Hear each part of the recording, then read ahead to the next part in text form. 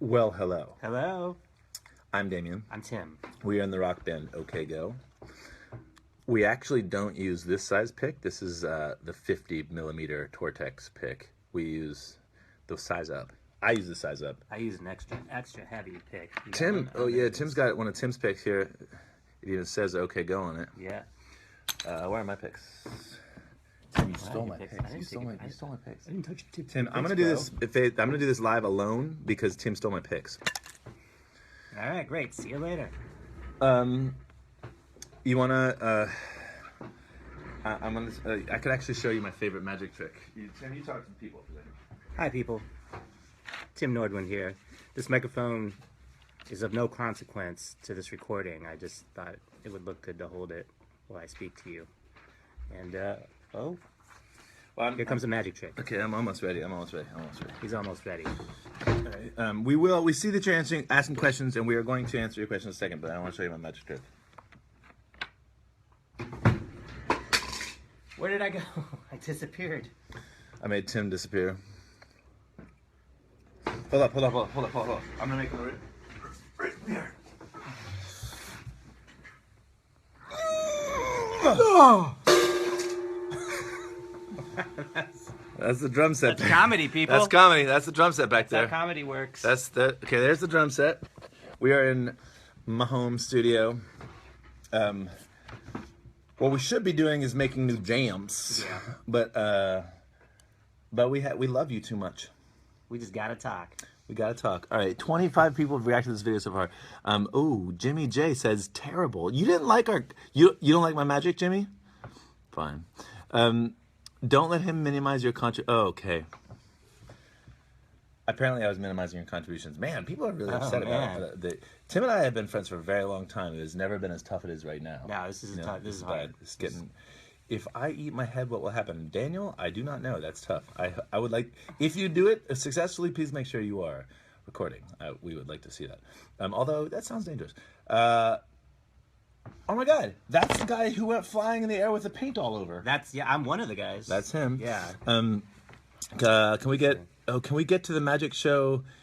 Han comedy? Hand comedy? Hand comedy? Like hand. Is that like a Star Wars reference? Like a hand. Yeah, Han Solo. But some people call him Han, and others calls Han. Right. Do they address that in the new film? Tim. No, they don't. Okay, wait. I'm gonna do the questions right now because you guys are asking questions, but I'm gonna do the question answering. Yeah. Hi, Tim. Hi, Damian. Damian Kulash here. I understand you went to go see the new Star Wars film last night. I did, yes. I went to see Rogue One last night. Rogue One, how was it? Rogue One was amazing. This is the Star Wars I've been waiting for. Probably the best one since Empire Strikes Back. And you, Tim. Guys, we're back. Sorry. I think that we lost you there for a second. Basically, Tim was dropping knowledge. I would even say maybe dropping science. Yeah. That was so heavy, it broke the whole connection to the internet. So we're back. We were talking about Rogue One. Rogue One, Tim. You are something of a Star Wars aficionado. That's true. You've been a Star Wars fan, since Star Wars existed. Pretty much my entire life. Yeah. We are old enough to have seen some of the Star Wars films in the theater. I'm sorry. I know we're too old to be your friends. Star Wars is a science fiction movie. Tell me about why Rogue One is so great without screwing up my whole steez, because I haven't seen it yet and I don't want no spoilers. Right. Rogue One is the first Star Wars I've seen since the original three that I think fully understands the world that it exists in. You know, like everything from the language to the story, to the characters, to even the comedy they use in this. It's a fully realized Star Wars event. Guys, this is free marketing for Star Wars Rogue One. Go, Rogue One, go. All right, so we're going to try to look at some of your questions now. Here's the thing. It's tough to keep up. Don't get mad at us for not being that great at this. Oh, wait, there's like pinned ones. Oh, wow. Okay. How do you pin them? I don't know, but I like that it's pinned. Maybe there is a behind-the-scenes magician behind all this. His name is Richard. Maybe Richard is pinning the good ones? Richard, if you're pinning the good questions, keep doing that. How many takes did your new video take, and how much salt did you use? Well, it's hard to exactly quantify the number of takes in the way we have done in the past. Because we had to use so many robots in order to get that thing as one event that they weren't like we didn't run the whole thing solidly as one every single time. There were times when we ran just parts of it that hadn't worked before. Yeah. So it doesn't really have basically no part of it was run more than twice. Yeah, it felt. Right? Yeah, we definitely. But lots of sections were run to rewrite, and we did so many tests basically and where we were running the cameras that it's hard to tell where take started and stopped. This felt like a lot less takes than what we normally do, but True. But there was a lot. There was a ton of testing beforehand, so maybe you call those takes. I don't know. I guess you don't. Yeah, basically we didn't use that nomenclature. Yeah. And how much salt do we use? I would say like 7. 7, maybe 10. 10 salt. So between 7 and 10 salt. 7, 8, 9, 10 salt. I don't know.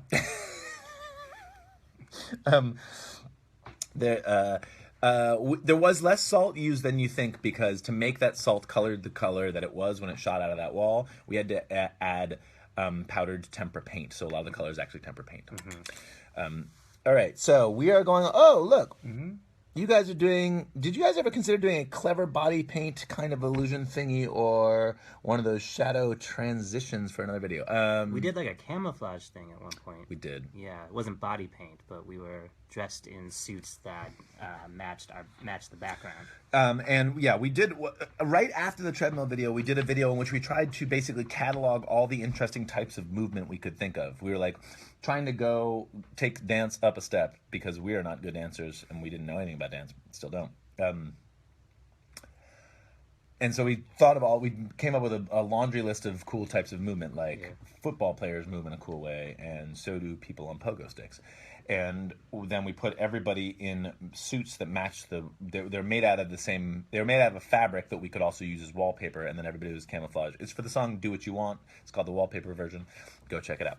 All right, I'm going to go to body paint is 80s, says Sasha Launch. Yeah. Is 80s like? Was 80s cool? Like 1980s, or people in their 80s paint their body? I think it's people in their 80s. I think she's saying that people after the age of 79, people get really into body paint. Yeah, that's super true. It's really true. It's dangerous though because body paint, you have to use specifically body paint. Yeah, if you use latex paint, really bad chemicals. Right? There's really bad chemicals, but also it clogs your pores. Ooh. I will tell you something that is true about Burning Man. They have to, every year for Burning Man, they have to set up basically a pop-up hospital, like a pop-up store, but it's a hospital for all the people who are at Burning Man because like it's pretty dangerous conditions out there in How do you know this? You've never been to Burning Man. I know so much, Tim. Why would you even question me? I know this because I talked to a guy who was a volunteer doctor there once. Okay. And because my good friend Michael Ventura, what's up, Michael Ventura, What's up, Michael? goes to Burning Man every year, so we talk about this. Okay. The number one problem that they have at the pop-up hospital, and also I may be lying to you about all this, is maybe about Coachella and not Burning Man. Mm-hmm. Can't remember. This sounds like Burning Man. Could be either one. Yeah, could be either one. Yeah. People paint themselves with house paint and then like have serious heat stroke because they think that like they see other people body painted and they're just like, well, I would like to be teal also, right? Or maybe kind of a mauve. And I've got a can in the garage. There you go. Yeah. Mom used to make teal dining chairs with teal paint. Right, now I can be like the dining chairs. Now I could be a teal person. Yeah. Don't use the latex house paint. It clogs your pores and it hurts you. Yeah. All right. Maybe you guys want... Okay, we'll try... Clearly you can tell my coffee's working and I'm ignoring your questions and just talking about paint in a dumb way. So let's talk about something else. Okay, I'm just going to spin the dial. Spin the dial. Here we go. Come to Oregon. Okay. Hello from Cornwall. Hello from Cornwall. Come back to Kansas. Have you ever been to Lake Tahoe? I think we played at Lake Tahoe once at a ski resort. Oh, yes, we did. Yeah. How'd you guys meet? Like the presidential question. But do you guys find, what do you find most admirable about one another in art, talent, personality? Or, wow, this is a very giving question. Ooh. You know how the country, all right, the country is gravely divided and angry right now.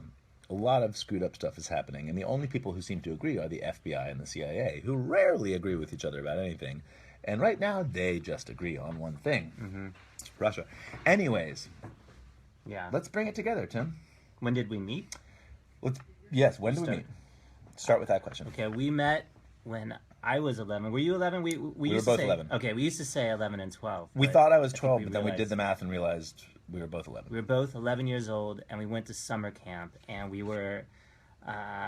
I lived in cabin 5, and you lived I was in cabin 12. No, we were because we were right next door to each other. Remember?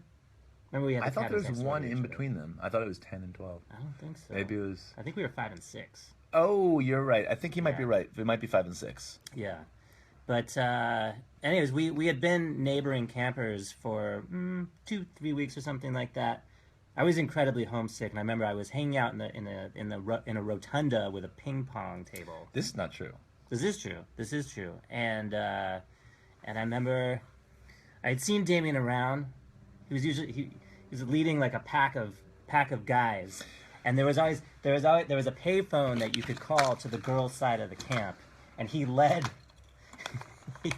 he led the campaign to figure out how to dial up the girls' side of the camp through the payphone. I remember seeing him do this with like maybe 5 to 10 other guys, just kind of like waiting for him to do that. So part's all true. I was aware of Damian's presence, but one night I was in a like a sporting rotunda with a ping pong table, and I was waiting to play someone, and Damian walked in and asked me if I wanted to play some ping pong, and I said yeah. Tickety, tickety.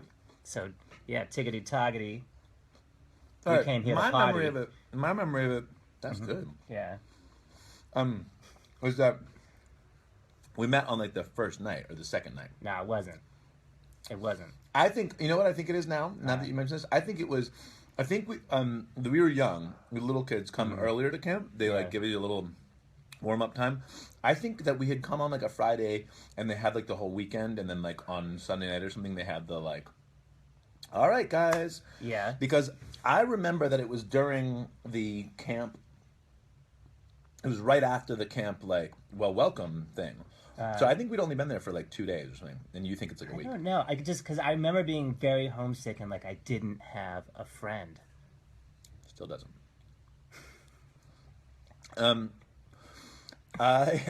Anyways, we met early in camp. Yeah. We got along quite well. Yeah. Took a lot of walks. Went on a lot of walks. I set a lot of stuff on fire. Yeah. Don't do that at home. I'm not saying you should set stuff on fire, but I was really good at building a fire. These were safe fires. This was not. Right. This is not pyro. Yeah, there were like fire pits where we could go to build fires. There was a fire pit where it was called the Indian Circle, and we went out there to escape the prying gaze of everyone else who were not. They were not gazing at us, but we just wanted to be away from them. I would build a large fire, and we would talk about our older siblings. Our older siblings. What they had taught us about girls. Right. Les Miserables. Yeah. We also didn't seem to realize that, like a lot of these things, part of the collision of our interests was that most of the most macho gentlemen at age 11 were not really into Les Miserables or their older siblings. No, surprisingly. Anyways, so we were best friends at summer camp. He went back to Kalamazoo. I went back to Washington, D.C. Kalamazoo is a real place. Yeah, for you non-believers. We went back to that summer camp for many years thereafter and became closer and closer friends. And we traded mixtapes a lot. Back then, the internet was called mixtapes. Yeah, right. And That's not true. yeah, and I was super into like Britpop and sort of the indie rock of the time, which was most importantly the Pixies. I'm gonna see if you could name the 3 tapes that I listened to the most that first summer. First summer? That first summer, I can think of. I know one. Okay, let's hear it. King of Rock, Run DMC. That's right. I had King of Rock. I had a tape with King of Rock by Run DMC on one side, and on the other side was Raising Hell by Run DMC. And then maybe Black Celebration, Depeche Mode. I was really into Black Celebration. Yeah. It could have been there, Was it but that year? the one that I'm thinking, it was definitely that year. But I don't. The one that I'm thinking of is also color-based. Other than Les Mis. Les Mis is the third one. Okay. And the second is also color based, not Black Celebration, but Oh. Is it Pink? Yes, it is. The Pretty in Oh, Pink Pretty in soundtrack. Pink. The Pretty in Right, Pink Pretty in Pink, soundtrack right. featuring many alternative artists circa Yeah. 1987. That was like the 86. Smiths, New Order, Suzanne Vega, Psychedelic Furs. Psychedelic Furs. Yeah. Great album. If you want a taste of lefty, I mean left of center. I don't mean like politically left, but just sort of like what alternative music was like in the late '80s. It was kind of synthy, but it was also kind of Britpoppy. Right. Anyways, Run DMC. Oh, and it probably had Purple Rain there. So Right. Run DMC, Prince, the Pretty in Pink soundtrack, Les Miserables, and maybe Depeche Mode was where I was coming from. That's pretty good. You Yeah. were Beastie Boys. I loved Beastie Boys. And the Beatles. Yeah, Beastie Boys and the Beatles. I remember also that summer I also had Crowded House. Do you remember Crowded House? Hey Yes, now, yes. Hey now. Don't dream it's over. Remember Hey now. I had that tape, and I had I think I had Joshua Tree. Joshua Tree was about the time for Joshua Tree. Yeah, by U2. Wow, we're going a long time on this one question. Taking you back. So, but over the ensuing years, he introduced me to the Pixies, life changer. Yeah. I probably introduced you to the like Fugazi Yeah, and DC punk rock. and Shudder to Think. Yeah. I'm trying to think of other major ones. You introduced me to the Spiral Carpets and the Stone Roses. Right. I introduced you to. I remember in college you introduced me to Elliott Smith. Elliott Smith. Yeah. Right. That was a biggie. That was a big one. So, a lot of years of trading mixtapes, and then Tim started visiting me for spring break sometimes. In high school, occasionally I would drive all the way to Michigan, which was like a 2-day drive, so we could spend a spring break together or something. So we were basically best friends for a very long time. Met at summer camp when we were very little. That was the very long answer to your question. And then Andy Duncan, the original guitarist in OK Go. Actually, I met him at that same summer camp, but as a high schooler, and a year you weren't there. Right. And we became, he grew up with only a few blocks from me, so I think of him more as a high school friend. I always say he's a friend from high school, but technically he's also from the same camp. Yeah. And he went to school in Chicago, college in Chicago where you were. Yeah. I introduced the two of you guys on a road trip. You guys became close friends, made a band without me, because I wasn't in Chicago. wasn't there. I wasn't in Chicago, not their fault. Yeah. You guys met Dan Konopka. Right. Dan. Yeah, I met Dan when I was like 18. And so Andy Duncan, Dan and I started a band called Stanley's Joyful Noise, which came out on Damian's label at the time called Level Records. Right, I ran a record label. I mean, it was like back then when you needed to put your music on a thing like a tape or a record or a CD, record labels were a big deal. Now you just put it on SoundCloud or whatever. Right. But back then, my idols ran this record label called Discord Records in DC. And when I was 15, Ian MacKaye, who was the singer for Minor Threat and Fugazi. If you're in a good angry period right now, go listen to Minor Threat and Fugazi, especially Fugazi. Minor Threat's straight up punk, but Fugazi's got a melodic post-punk thing that's really beautiful. I saw them play all the time when I was in high school, and I really idolized Ian, and I walked up to his house, and I said, I would like to start a record label like you. Can I borrow some money? And unbelievably, he said yes. He was like, here's the thing. I only have about $5,000 that I use to fund the DC punk rock scene. And, I do my own record label, but I also try to help other people out. I will lend you, I think it was $2,000 you lent me.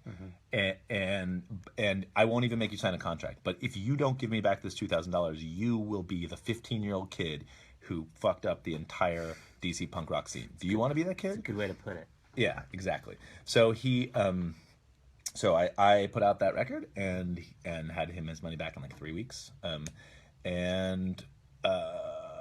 That was DC. That's like, so I had this little record label and I put out your band. Yeah.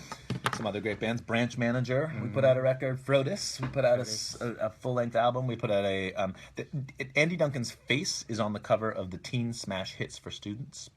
CD compilation, 20 songs, 18 or 20 songs from cool DC bands. Were we answering the question? There's a lot of questions. We'll just forget. So, all right. Hi, Damian. Tim. Oh, wow, they're calling us Damie Tim. Oh. Hi, Damian and Tim. Damian and Tim, I like that. Good morning. Please tell us about your fave rock. We just did that, especially UK rock 80s. I think we did that, didn't I think we just did We that. covered Yeah, that. yeah. 80s UK. 80s UK. Yeah, Well, that's we that's pretty much Smith's covered order. that. If you two got married, would we refer to you as Damien? Oh, Timian or Dim? Oh. You would refer to us as Damien and wife, I think, or maybe it would be Mr. and Mrs. Don't look at me. That's how Mr. and Mrs. Don't Look at Me. Mr. and Mrs. Coolash. I'm going for it, Tim. I'm just kidding. Mr. and Mr. Nordwin.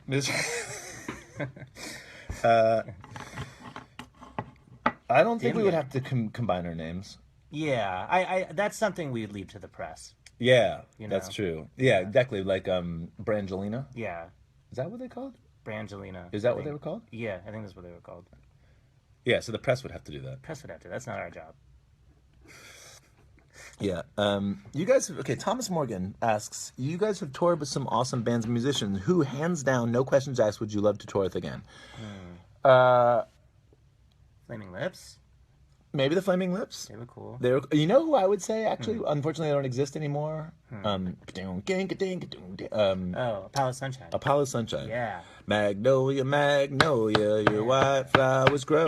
they were great. They were really good. Yeah. I mean, they were just spectacular live Yeah. and so raunchy and so joyous. Yeah. Go Apollo Sunshine's album. I don't know what it's called. We got a computer right here. Right. It's the one with Magnolia on it. It's really great. In fact, just look up Apollo Sunshine and Magnolia. Yeah. That they were really fun to tour with. Really wonderful people. You know, I just saw. I saw. What's his name from Snow Patrol? Gary? No, not Gary. He lives here in LA though. Pablo? No, it wasn't Pablo. It was. Oh my gosh. It's been so long. And I just saw.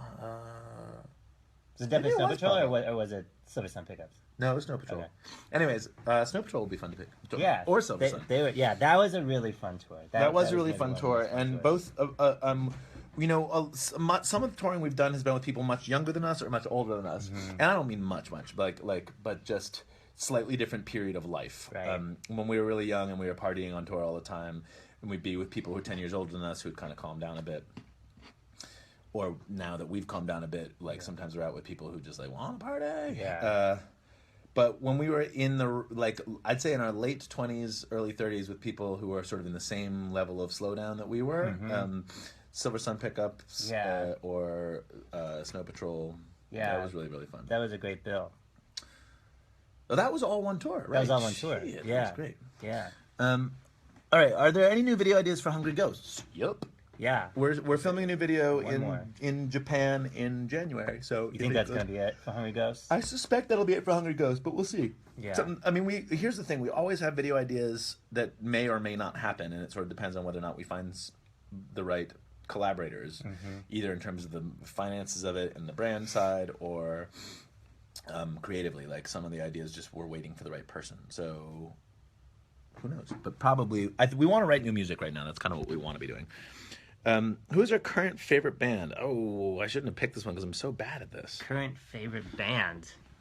Oh my god. Oh, you know what? Huh. I got one. I have one too, actually. You go first. I love K Tronada. Have you heard K Tronada? No, I've not Okay, heard K K Tronada. That's What's it. it like? It's like future retro beat music. It's like a producer from Montreal, I think. I'm sorry, Tim. Future and retro don't go together. I know, but they do now. They do now. Really? Yeah. Okay, cool. From Canada, did you say? I think the guy's from Montreal. This is I don't know this a is ton, very ton. international Yeah. Facebook Live session. I don't know a ton about him, but I think I read that he's from Montreal. I think it's one person. It's great. It's a great record. It's called the 99.9%. That's what it's called. Really? Then it's not about me.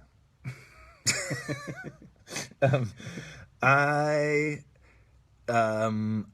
right now I'm totally into this song by the Avett Brothers. Yeah. I don't know. Have I said this on this podcast before? This isn't a podcast. This isn't a podcast. This is not a podcast. First. I don't know. It's called No Hard Feelings. If any of you guys are friends with the Avett Brothers, just tell them I give infinite gratitude for how beautiful that song is. It's super sad. Well, no. It's a uplifting. The words are when my body won't hold me anymore, and it finally sets me free. Will I be ready? It's about it's like where will I go when I die, and once I have let go of all of this worldly crap, will I have no hard feelings? And the chorus is no hard feelings. It's like, Lord knows I haven't done much good for anyone, kept me afraid and cold when there's so much to have and hold. It's a very beautiful sentiment, but also nice. Intensely beautiful song. So I like that song a lot. Yeah. There's a Gregory Isaacoff song that I've been really... clearly you can see I'm into kind of like mopey acoustic music, which is often the case when we're off tour. Called... what's it called? Well, I don't know. Check out Gregory Isaacoff. I've been really into him. I don't know Gregory Isaacoff. He's got kind of a... He's kind of... There's a rootsy vibe. I'm just going to leave it at that. I like it. Okay, let's see. Hey guys, what inspired your song "This Too Shall Pass"? Been listening to it a lot and remind myself that hashtag. Do people do this? Because that's cool. I don't know. It's very Hashtag This Too Shall Pass.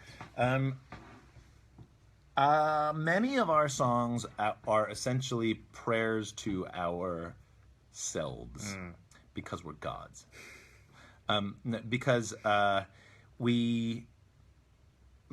sometimes the songs that sound like they're personal and to somebody else are in fact to somebody else, but a lot of the time the things we find most frustrating about ourselves I think of as another person, and then I write a song to that person. Like trying to give that person advice, because mostly we know what is wrong with us or what we are supposed to get better at or what is tough in the world, and it's mostly not like... I think the things we wanted different in the world when we were 17 were mostly we wanted other people to do different things. Like, why the world so goddamn this way? And as we have gotten older, it has been mostly like, oh, wait, the world isn't really going to change. We have to learn how to deal with it. And while that doesn't mean we shouldn't stop changing the world needs to change, because basically we're all going to die if the world doesn't change. I mean that like the rage and anger at other people turned more into like, wait a second, I need to learn how to cope. So a lot of our songs are, especially "This Too Shall Pass," are sort of a prayer for grace, so to speak. Like, we're not religious people, so it's not a prayer to a god. It's just they're sort of like in a tough time writing something that is trying to be hopeful. And there's something I really like about the balance between in a song when you can tell like. It's party songs for the depressed.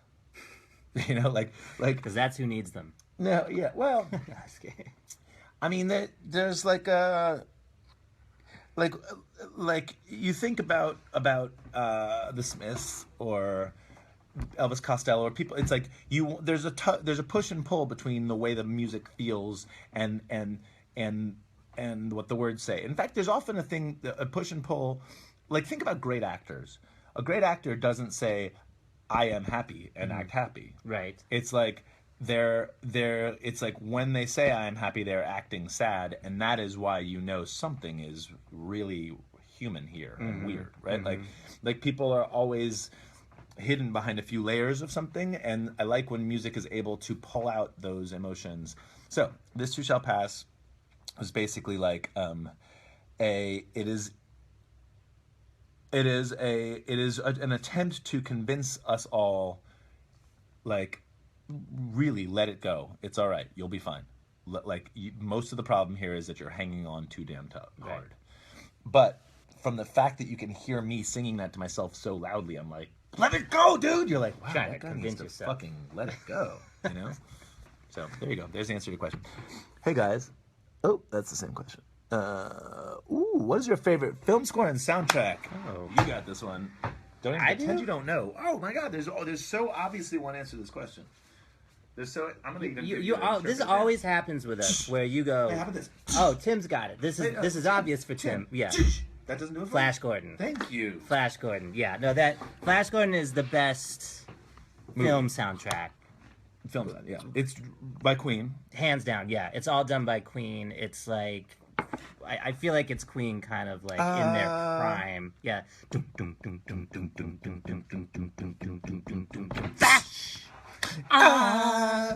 He'll save every one of us. Dun, dun, dun, dun, dun, dun. Yeah. It's also a film that I was going to say it's a spectacular film. It's a film that dated itself so quickly and so severely that it's beautiful in that way where you're just like, wow. Yeah. It's really 80s. It's really 80s. It's really campy. Or is it even late 70s even? No, I think it's 1980. I think it's like right in the beginning of the 80s. It's super campy. It's so campy, but I mean, it's camp at its best, though. I feel like it's just like it's really well art directed camp. I feel like. Yeah, it is. I just saw something. I think it's been nice to listening to you talk about yourselves. I'll get my students inspired somehow. See ya. Did we not inspire students, or are we having trouble getting students inspired? Oh, I don't know. It's kind of sad. Sorry. This is tough. This is a toughie but goodie, toughie but baddie. School is not fun, which sounds crazy, right? I mean, it sounds normal. Like, we're all used to that. Yeah. School is like a drag, but why? Because it's actually so like it should be fun to learn stuff. Yeah. I mean, I grant that we are nerds, and maybe a lot of people don't like that. I mean, aren't as nerdy as we are. Yeah. But I didn't love school, and yet I love learning things. Yeah. Right. Like, there's nothing that makes me more fun than sitting and drawing or sitting and painting, right? And I know that those things aren't what you do all day long in school, but like the process of creating or of solving a problem, like basically when you're painting, you're mostly like looking at something, trying to figure out the puzzle. Like, wait, that fixes that goes there and this goes here. Like, you're basically just trying to solve a problem, right? Writing music, you're basically just trying to solve a problem. Yeah. You're like, how come it's not right yet? How come it's not? Oh, I could try this. There's a lot of math involved with that. There's a lot of math in the music. There's a lot of math certainly in the videos we make. There's so much math and science. Yeah. In all of the creative things that we do, and I think that most people do. Mm-hmm. And when I read David Foster Wallace, the clarity of his writing and his vision is just so inspiring. So what I'm trying to do is like a little pointless thing here. Yeah. All the things you could learn in school are super fun to learn. So why isn't school fun? I don't know if I have an answer for that. But so this teacher, I assume this teacher says, I will get my students. This is Tuesday Desaulniers. Oh, maybe this is French. Maybe this is French Canadian. Oh, maybe. If it's like, why is it so hard for teachers to make it fun for kids? And I can't tell. Like, maybe when we're kids, we just have too much energy, and so we don't want to be doing that. And later, it's fun. I think that's part of it. I mean, just attention. I did not have I had a very short attention span as a kid. Well, I know that a lot of people are trying to solve this. There's a lot of like alternative schooling methods and so forth. But I'm very pleased when people tell us that they use our videos in their classrooms, which happens a lot because they're so dirty. Yeah. Because it seems to me that it should just be fun to do this stuff. Like so much of what we have done in our videos is like the math and science is all straight out of like high school level. We're not doing like, it's not like we're specialized. Please hold. Yes, babe? I texted you the guys are leaving and they needed to check. I wanted to make sure it was the right amount. Okay, I gotta go deal with some house stuff. You take this seat. All right, guys. Let's see. I'm gonna look at some more questions here. Let's see here. Pepsi or Coke? I think Coke.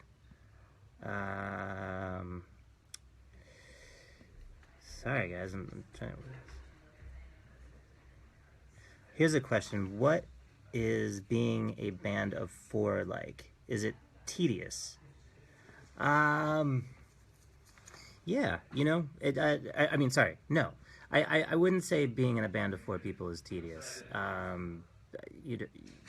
you've got like if you think about the spectrum of like music and how many people you need to do it. I mean, you've got people, you've got the solo artist.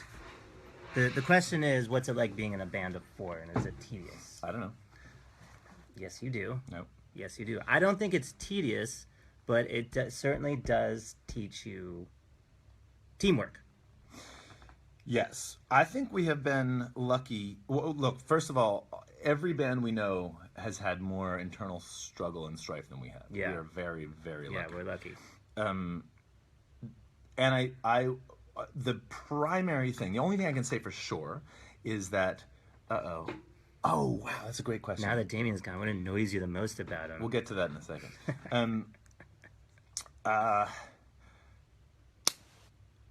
The only thing I can say for sure is that the four of us being friends above and beyond all else Yeah. helps. Yes. Like basically that's like we would rather keep each other happy than blank. Yeah. It's very rare that we've ever that there's been anything where it's like, yeah, I know so and so doesn't want this, but it's a great career move, or like if some member of the band is unhappy, we all get unhappy about that, and so that makes the teamwork easy. Yeah. Yeah. The thing that I would say after that, which may or may not be true, but I think it's kind of true, is that it helps that we're very different from one another. We have to be similar enough to speak the same language, like the same jokes. We're very similar on a few very human, personal levels, but our skills are really different, and our I'm obviously like the talkative one and the bossy one, and if there was another one of me in this band, I would kill that person. Right? Probably would. And by comparison, this actually where we're sitting right now is we're sitting in front of the computer where we often record things, and there's a thing called comping when you're recording digitally, where let's say I sing a song 3 or 4 times, and then we go through and we listen to all the takes for like, where did you get it good, where did you get it bad, and you kind of like add it together, right? The process of listening through sometimes like 10 versions of something over and over and over again and being like, that one's better than that one, that one's better than that one, is really tedious. Yeah. And Tim has an infinite patience for this. If I had to sit in the chair right back there and do what Tim does, I would kill myself. And yet Tim is great at it. So it's like I don't have the patience Tim has. Tim doesn't have the bossiness I have. There's but both of those things come in handy at different times. Right. If we all, like in the videos, I tend to be very structured and like everybody has a job. If we weren't that structured, we wouldn't be able to get through them. But in the music writing, we tend to be much more fluid. If there was if I was like, it has to sound this way, we wouldn't get along. I mean, like the music would suck. Yeah. So it's I think that's a lot of the luck, is that we managed to find 4 friends who can respect each other's different skill sets and not fight over domain. You know what I mean? Right. Like I think that's when we've seen other bands break up or get in big fights, it's usually because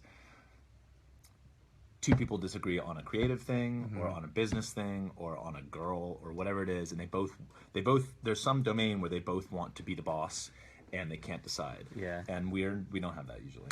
Yeah. It's like a marriage. It's kind of like a marriage. In a way. Or like a sort of slave holding, you know? Yeah. Like I just whip. Right. And then you revolt and kill me. yeah. Yeah. Exactly. That's not true. It doesn't work like that, guys. Doesn't work like that. Okay. All right. Okay, yeah, now that Damian is gone, what annoys you most about him? What annoys me most? Probably just his really good looks. It's just it's hard to be around such a good-looking person all the time, you know? It just makes me want to be better looking, and I can't do it. I do talk too much. David talks a lot. I don't know if I wouldn't. I think it's his good looks that really get on my nerves. I find annoying about me is that I'm perfectionist to a to the point where like I can be very hard to satisfy, even to where I enrage myself. It'll be like 3 o'clock in the morning when we're shooting a video and we got a pretty decent take, and I want to keep going. I find that enraging. Really? Well, That enrages you? no, I'm just lying. No, I mean, there's no. The times when my perfectionism enrages me is actually when we are writing music and the slate is completely blank, and I get the basics of an idea, and I'm like, this is pretty good. And before I am able to like keep playing with it, my brain goes like, it's not good enough. It's not good enough. It's not good enough. And I just like, I have a trouble letting go and just be and like giving myself a pass. I think we all have that though. Yeah, I think that's you get that that's too. pretty human. That's pretty human. Yeah.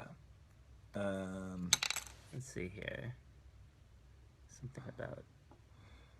I went to a dollar store before, and they Christian Murray, and they had OK Go. It was a cheap cologne, and underneath it said our version of CK1. Oh. I thought, see, here you go. If that had been cut off the way it was before, Yeah. it's like I went to a dollar store, and they had OK Go. It was cheap. Right. Like Yeah, OK Go is a it's cheap, just shit $1 band. Did you like? You were really OK into. Ooh, I remember what cologne you were into. Do you remember cologne you were into as a kid? Yeah. I was into Drakkar Noir, and it came in a little black bottle, and I'm sure it still exists or anything. I know it does. I just saw Drakkar Noir, I think at like CVS or something like that, and it's oh man, I haven't actually smelled it since I bet you would love the it. 7th or 8th grade. I bet you'd love it. But I know I almost opened up the box in CVS just to see if I would still love it.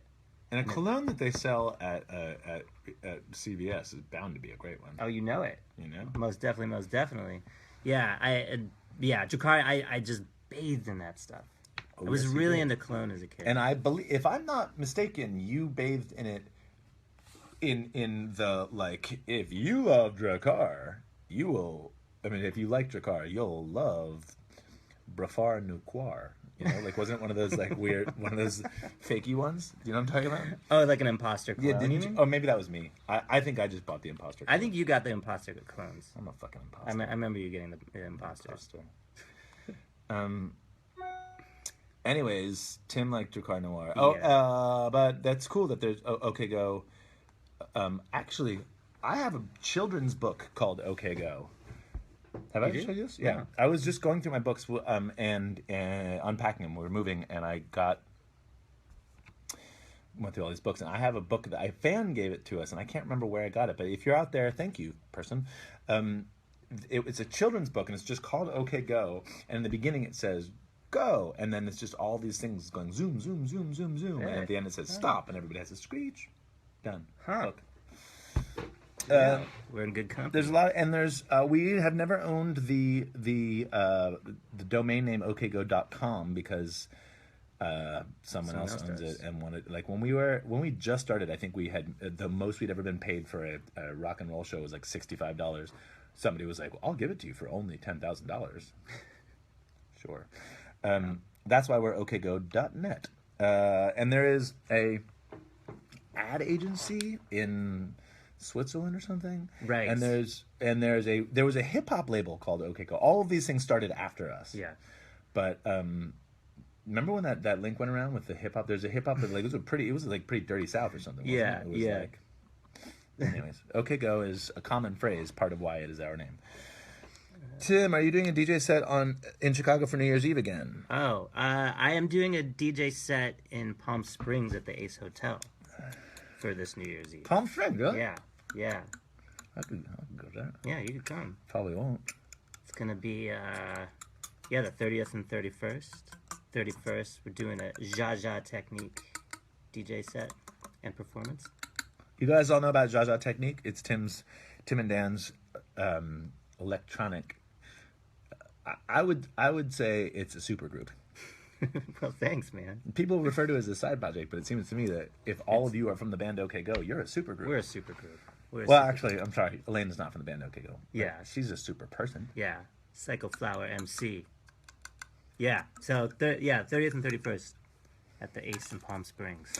This isn't a question. Okay, well then I'm glad it's up here. And hopefully it doesn't seem as remember when that was awesome as it sounds, but I truly appreciate the access to yourselves and grant your friends. I don't know any of the bands who does this. You're so open about everything. It's exceptional. Thank you very much. Thanks.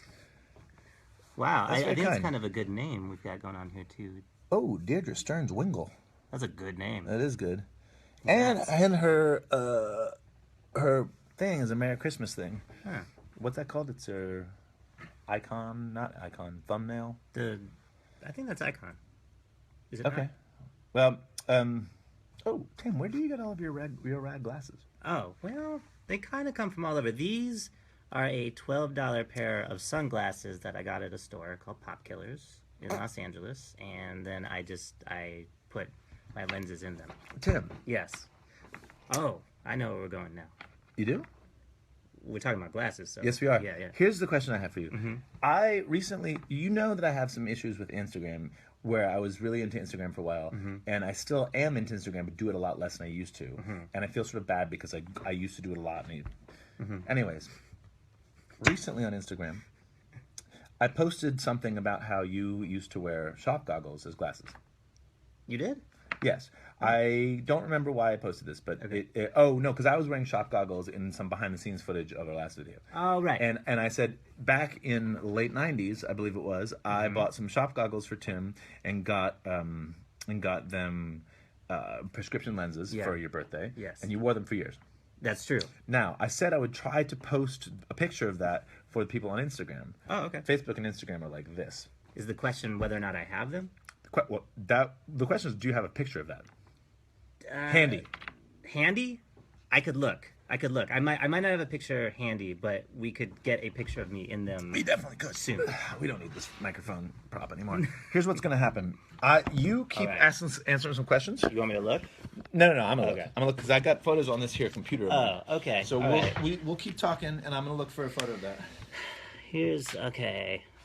Hold 'Cause on. I've got- someone gave us some pictures, some tour photos from like the late '90s or early aughts recently. No, a year ago, but. Okay, here's one. You walk into a Baskin and Robbins. What's the 1 out of 32 flavors you must get? Oh, I know that. Mint chocolate chip. Mint chocolate chip. All over this land. And on the flip side, what flavor do you say, do people really eat this? Well, the one that I don't like very much that people really eat is bubble gum. Yeah. Because the thing is, as a child, you love that though. Yeah. Because it's like 2 for 1. You're like, there's candy also. Right. Now at this point, I would never eat that. So. Yeah, I'm going with that. Let's see. Got a friend of mine into you guys because of the video for White Knuckles. How hard and or fun was that to shoot? White Knuckles was maybe one of the most fun because it's just not often that you get an excuse to spend 2 or 3 weeks with a bunch of awesome dogs and a bunch of awesome dog trainers. But also it was that difficult? I don't know if I would. I mean, yes, it was difficult. No, I mean it was very hard to get the shot. In that, like but it wasn't hard work. Like at that point, it seemed really difficult for us to do anything that was so elaborate, but it wasn't unpleasant work. Right. No, it was actually very fun work. Yeah. Thanks for that question. Let's see here. Any New Year's resolutions? Oh man. I'm gonna try to eat better. You said that was a Thanksgiving resolution. I know.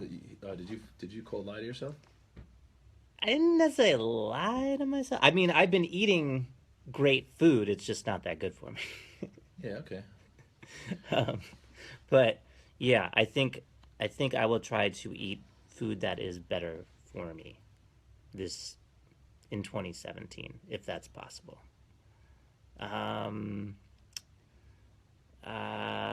Okay, we're getting a lot of questions about New Year's resolutions. Let's see here. Please come to Kauai. Now that's one. I'm sorry, but that's one that I'm ready to do that. I'm ready to do that. Damian and I have been to Kauai. When we were when we were 14, maybe 12. 14? Yeah, when we were like somewhere around 13 or 14. Damian and I took a like a science school trip to Hawaii to go check out volcanoes and things like that. I love Hawaii. I would love to go. I haven't been back to Hawaii since. I want a vacation. No, we should go to Hawaii. Please set up a show for us in Hawaii. My God, here's a picture of us in South Africa here. Oh wow. I'm looking for photos of Tim with the shot glasses, but I found 2007 photos from South Africa. Ooh, Well, here's good. some. Here is a series. A series we should really release this series. All right. Yeah. I think we can flip the old camera around here. We did a series of Tim where he would act out whatever photos we were around. Look at that. You like that? Where is that? Somewhere in Europe. That's in France. That's in France. I believe. Yeah. What else we got? Oh, There you go. That's Australia. They must have both been Australia. You just gotta keep the feeling. Will you hold this so I can do this? You gotta keep the. But it's sad. This is sad. You gotta hold it like that. You're bad at holding. I'm doing it. Okay. There. Look at that. Oh yeah. That's Tiger Woods and Tim right there. Yeah. And that is in Italian, right? I think that's Italian. I don't know if you'll done it. It's not. Escursione. Yeah. There we are in. That's Taipei, I think. That's Taipei. That's our tour manager Brendan Hoffman from that period of time. Look at that, Tim. Do you remember where we were there? I think that's Seoul. That's Seoul, Korea. This is That our was day a off. hot day. Hot day.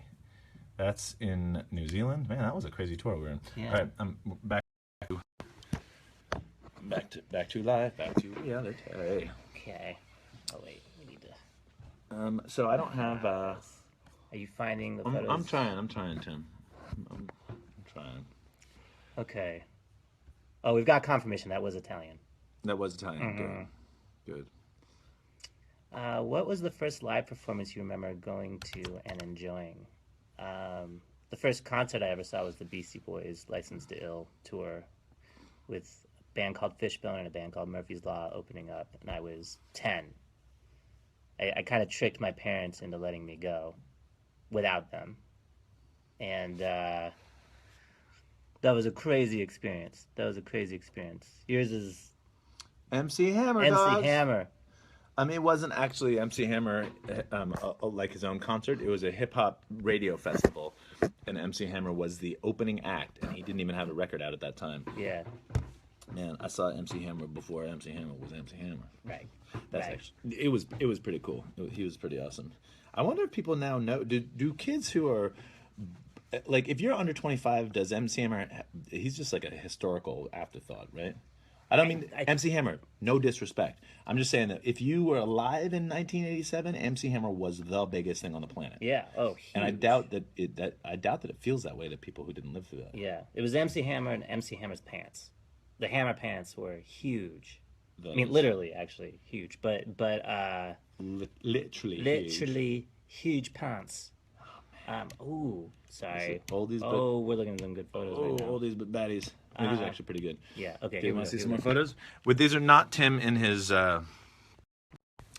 are not. Look at that. That's us. This is like Get Over It days. This is Get Over It days. I believe that this photo right here is probably at South by Southwest in 1999 or 2000. Mm-hmm. This is on tour. This is around the era when you would have been wearing those goggles. Look what a baby I am. But more than that, look at a baby Dan is. Oh my God. Woo! Dan. Danimal. This is I think this was the very first photo shoot we ever did for Capitol Records. Yeah. My hair was long as a mother trucker. It can't be the first because my hair was so long at that time. Can you believe that I looked like that? Look at my face. I look like Stanley Tucci. This was a photo shoot for this was supposed to be for press for the first album, and I don't think they liked the photos enough. Capitol didn't like the photos enough to use them. I don't think we liked them either. I don't think I did either. But look at that's a funny look. Yeah. Ooh, this is the rare photograph of Health and Fitness 2.0. Yeah, right? Isn't this 2.0? That's. Or is this 1.0? I think that's 1.0. 2.0 I thought was Cobra. But No, Cobra was its own thing. Okay. Health and Fitness, one of them had more lines in the back than the other. I thought Okay. it was 2.0 was 5 lines, wasn't it? So this is Health and Fitness 1.0. Yeah. At this time, Damian was Tim's hairstylist, and Damian helped with Tim's. This was called this. We gave him conceptual photographs. I mean, conceptual haircuts that were based on. This one was based on. We called it health and fitness because we based it on Like athletic shoe wear. athletic footwear. Yeah, yeah. It's like kind of Nike, kind of Puma, the stripes of Adidas. That's cool. Yeah. That's cool. That was a good cut. Oh, there's an even There's better shot. 2.0. See, look at that. That's got 5 stripes. That's got 5 stripes. Oh, right. Look It's hard carefully. to see. 5 stripes. And we clearly were into aviator sunglasses. Look at us. Yeah, Look at us. aviator And sunglasses. Wristbands. do you recall this period? Oh, the torn sleeve. Let's take a pause to talk about my birthday party in. It was my 25th birthday party. No, it's my. Your 25th birthday Yeah, party. you were throwing it though. I was throwing it, Yeah. and it was. You're right. Of course, it was your Yeah. birthday party, and it was. If it was your 25th, then it would have been 1990. I mean 2001. Correct? Yeah, You were born in '76, right? 76. So, 2001, June. Yep. We had just played a show in Cleveland, Ohio, Right. which is roughly 6-hour drive from Chicago, if I recall correctly. And we would frequently go there and then just drive back overnight because we couldn't afford hotel rooms or anything. And we had there's this a club in Cleveland called the Grog Shop, which we love. Still the best place in Cleveland as far as I'm concerned, although they moved. And we had played a show opening for that cool punk band. Remember the kind of up and coming Jets to Brazil. Jets to Brazil. Yeah. And they're not really punk, but Yeah. we opened for Jets to Brazil. And we came back that night, and Bill Watterson was with us, I believe, Yeah. for some reason. He lived in Cleveland, and and the next night was to be Tim's birthday party at the loft I was living. It was sort of a storefront loft type space in Chicago, and Brian's band, 90 Day Men, Yes. were also returning from tour that same night. Right. So this whole gang of Chicago kids was all gathering, and your birthday party was going to be the gathering. Yeah. But no one had slept, Right. and we didn't have any time to go buy booze, so we were just like, all right, 10 cases of beer. Yeah. And look, I want to be very clear for those of you who are learning your relationship to alcohol. Do not take this story as any kind of evidence of how to treat alcohol. No. But that party went off. Yeah, big time. But it didn't go off until like 2 a.m. because 90 Day Men had a show. They had to show their last show. So their last show was, I think, at the Empty Bottle, and Yes. they all showed up at our house after this show. Yes. And I was in that phase. This is all inspired by that photograph because I was in the phase where everybody I was really into sleeveless shirts. Right. And I got out a kitchen knife. Mm-hmm. It was a sharp, like, serious knife. And I cut off everyone's sleeves in the party. Yeah, but this was in the middle of like what had broken out was like a WWF like wrestling match in Damien's living That's true. room. I was obsessed at the time. Well, I shouldn't say at the time. I have always been obsessed with the flying elbow as a maneuver because I think it's so incredible that people threaten each other with their elbow. That's just a great move. So I was hardwood floor in this place, and I was going, and then And then really going down. and I was actually dropping my elbow on people really hard. Yeah. I mean, the next morning when I woke up, which was probably actually more like the next afternoon when I woke up, it was the size of a grapefruit, my elbow. I had Yes. really screwed it up. Yeah. Which is why I don't do this at home. I remember you also. I also held that firecracker in my hand. Is that what you're about to talk about? Yes. I failed to let go of a firecracker that I had already lit. Bad for your hand. Don't do that either. Don't do that either. So there was that. Yeah. But part of what made that night so eventful and also very sad for me now is that during the afternoon I got all these old photographs of you and put them up all around all That's of the right. walls. That's right. And your present that amazing. year was a big print of a photograph of you in a fairly suggestive position. Right. That photograph can be seen in the "This Too Shall Pass" That's video right. in the background. If you look hard enough. But I presented that to you as your gift. But leading up to it, the rest of the walls were all these pictures of us as like 12 and 14-year-olds, and nobody knows where they went. That's bizarre. They all got put in a box somewhere, and when I moved away from Chicago, somehow that box has disappeared. So many photographs are lost to that party, but the party was probably worth it. Yeah, the party was definitely worth it. It was a good Yeah, party. it was a good party. I believe I was wrestling Matt Rich that night. I think you probably were. And Tim McConville was And there? Tim McConville, yeah, for sure. Oh, it was a good party. I'm trying to Guys. think of what else made it so great. Like, people started throwing beers, as you'll recall. People were jumping on cars. People were jumping in cars, and then there was a concern that we couldn't be jumping on other people's cars. So I was like, "Well, my car's here." Right. So we just started attacking my own car. Right. And people slept on the roof. Right. I think your dog also slept on the roof. My dog was terrified of the party. I Yeah. felt so bad for that poor Yeah. party. I mean, that poor dog. Folding chairs were brought out during the wrestling portion. Right, folding chairs were brought out. I were tried to gonna- stuff my head through a folding chair, if you'll recall. That's right. Furniture was broken. Furniture was broken. There was the floor. There was a step down from this street level into this place, so that you could actually accidentally get like a full half inch or inch of liquid on the floor in there, which we inadvertently did. I think most of it beer. Yeah. It was a rager. That was, I think, that what might have it been was. the craziest party Craziest party we've I've ever ever been to. done. Yeah. And I think it may have been that was the turning point between, like, after that you don't ever want to go there again. yeah, Or, like, you don't need to. You've done it. Yeah, like I always imagined, like I wonder when we'll ever reach that peak again, and I never want to. I don't think it's happening. Nope. That's like that was the. Oh, you also at some point after the wrestling, after the sleeves were cut, Damian then got everyone gathered around, put me in a chair, and then dumped nail polish on my head. True. And it hardened, basically to give me an Emperor Ming skull cap. Speaking of Flash Gordon, let's- for those of you Let's just be careful. I didn't just dump metallic. No, blue you nail polish on massaged it into my head. What and Yeah. we had metallic blue nail polish. Tim needed to have Emperor Ming's, the skull cap, the Emperor Ming. Basically, go back a few minutes in this Barrypod live cast and note that Tim's favorite film at the time, and still sometimes, was Flash Gordon. Right. And Emperor Ming wears this skull cap of this is really beautiful. And so we tried to make it for Tim using nail polish. Sparkly blue nail polish.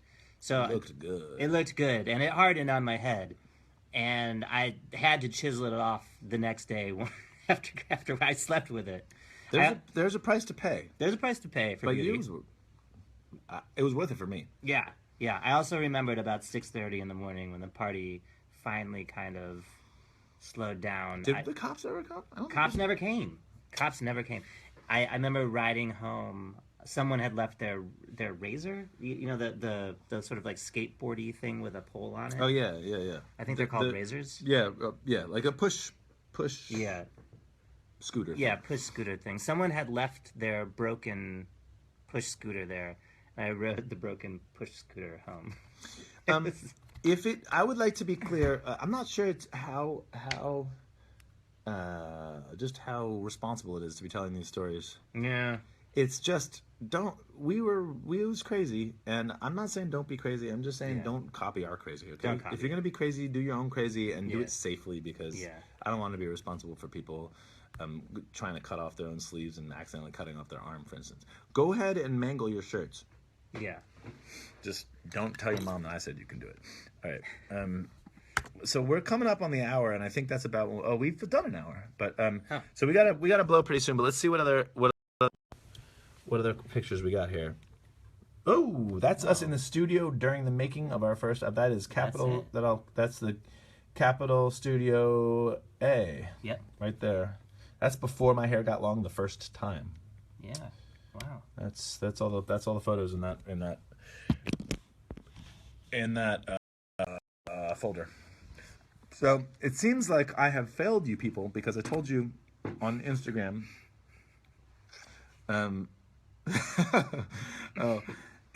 Keza Nia Mario Naimuro. I'm sorry that we made you cut off your arm.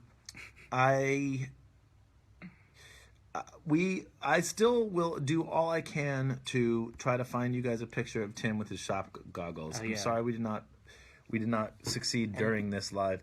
The other thing is we could continue to tell you that we're going to find this for you and never find it for you. because that would be... I'm fairly certain, though, if we never found a photo from back in the day, we could recreate one. Because you still have I the still have the glasses. glasses, yeah. I just feel like that... So here's our thinking, guys. I don't know that we announced this yet, but here's what we would like to do is do a live like this once a month. Yeah. Maybe even once every 2 weeks. But the idea would be we do this on... what day is it? It's Friday, right? Yeah. Let me look at this.